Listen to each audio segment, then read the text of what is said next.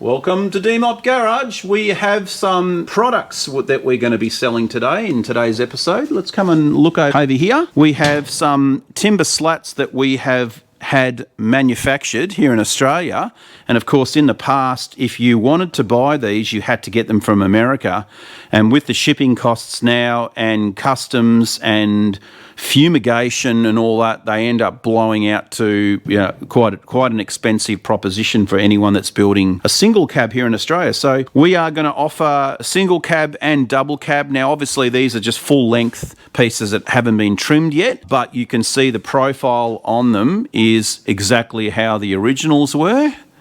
And obviously you can sand them and stain them and paint any type of colour you want. And we are going to be charging $8.50 Australian dollars for these, so might even pay for the Americans to buy a set and take them. Obviously shipping will be extra, and we'll have them wrapped up in some sort of probably a cardboard tube or something like that, cut to the right length, of course, for a single cab or a double cab. You just specify which model you have and then we can send them out to you. So they're Australian quality and really, really nicely finished off. And like I said, hard to get here. So if you have a single cab, hit us up and we can send a set out for you. All right.